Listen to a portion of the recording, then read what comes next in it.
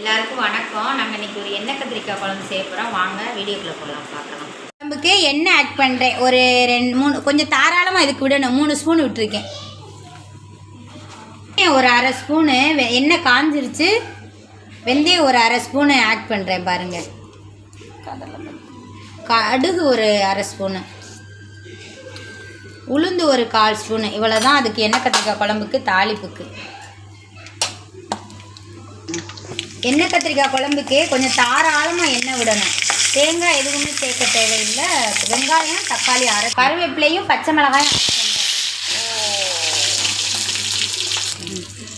அரைச்ச வெங்காயம் அரைச்ச வெங்காயம் தக்காளி விழுத ஆட் பண்ணுறேன். அதில் தாளிப்பில் வெங்காயம் சொல்லுங்கள். வெங்காயத்தை அரைச்சிக்கிட்டு அப்புறம் தக்காளியை போட்டு ஒரு சுற்றணும். ரொம்ப சுற்றக்கூடாது. தக்காளி போட்டு அரைச்சி அந்த விழுதை தாளிப்பில் இருந்தால் சேர்த்துட்டேன் பாருங்கள். நீ மூடி வச்சு பச்சை வாடை போகுவார். அப்புறம் தான் மசாலா பொடி ஆட் பண்ணணும்.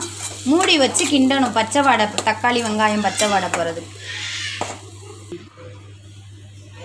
உப்பு தேவைக்கேற்ப உப்பு ஆட் பண்ணுறேன். அப்புறம் பார்த்துக்கிட்டு போடுவோம். கத்திரிக்காய் முன்னாடி தாளிக்கையிலேயே வதக்கி இருக்கணும். சாரி, மறந்துட்டேன். இப்போ வேறு சட்டியில் வதக்கிண்டா பச்சை வாடையெல்லாம் போயிடுச்சு. வெங்காயம் தக்காளி அதில் ஆட் பண்ணிகிட்ருக்கேன் பாருங்கள். கத்திரிக்காய் நீ மசாலா பொடி ஆட் பண்ண போகிறேன். நம்ம உரப்புக்கு எவ்வளோ நம்மளுக்கு உரப்பு தேவையோ, உரப்பு கம்மியாக அளவு கம்மியாக சேர்த்துக்கலாம், கூட அளவு கூட சேர்த்துக்கலாம். நான் ஒரு 3-3.5 ஸ்பூனு சேர்க்க போகிறேன். அவ்வளோதான். நீ மூடி வச்சு இதையும் வதக்கி விட்டு பச்சை வாடை போனோன்னே புளி சேர்க்க போகிறேன்.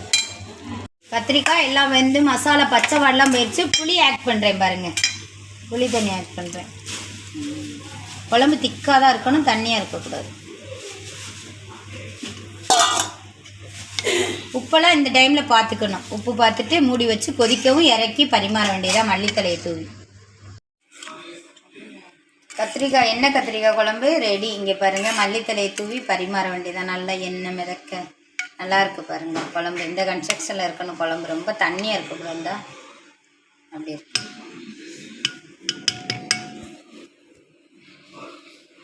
எங்கள் சேனலுக்கு லைக் பண்ணுங்கள், ஷேர் பண்ணுங்கள், கமெண்ட் பண்ணுங்கள். எஸ்விஆர் கிச்சனுக்கு சப்ஸ்கிரைப் பண்ணுங்கள். நான் போடுற வீடியோ உடனுக்குடன் தெரியும்னா பெல் பட்டனை கிளிக் பண்ணுங்கள். நீங்களும் இது மாதிரி செஞ்சு சாப்பிட்டு பாருங்கள். நல்லாயிருக்கும், டேஸ்ட்டாக இருக்கும். நன்றி, வணக்கம்.